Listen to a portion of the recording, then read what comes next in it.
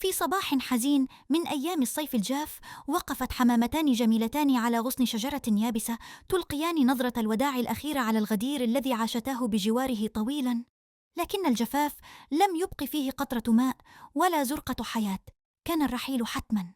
على الأرض زحفت نحوهما صديقتهما القديمة السلحفاة الطيبة، وعيناها تلمعان بدموع الوداع. قالت بصوت مكسور: أرجوكم لا تذهبا وتتركانني، اصطحباني معكما فأنا لا أحتمل الوحدة. تبادلت الحمامتان النظرات، فهما تعرفان جيدا أن السلحفاة لا تطير، لكن دمعها حرك شيئا عميقا بداخلهما.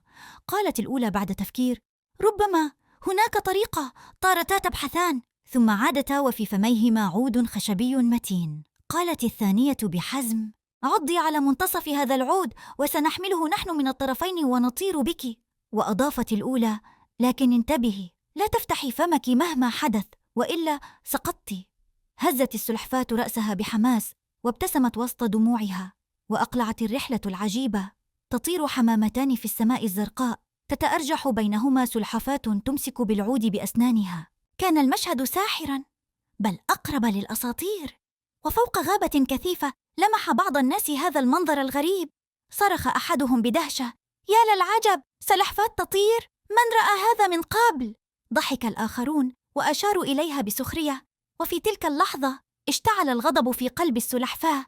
نسيت وصية الحمامتين، نسيت وعدها، وصرخت فيهم وقد فتحت فمها: فقأ الله أعينكم، وما دخلكم أنتم؟ وما إن نطقت حتى سقط العود من فمها، وإذا بها تهوي من السماء كحجر ثقيل، تتقلب بين الهواء والصراخ حتى ارتطمت بالأرض بقوة وتكسرت أضلاعها على الصخور. ساد الصمت ولم يبق سوى الأنين. تمتمت السلحفاة بألم وحسرة: لو أنني صمت فقط، لو وفيت بوعدي، لما كان هذا مصيري؟ العبرة كلمة واحدة في لحظة غضب كانت كفيلة بأن تسقطها من السماء. فليكن الصمت حكمة، والوعد عهدا لا يكسر.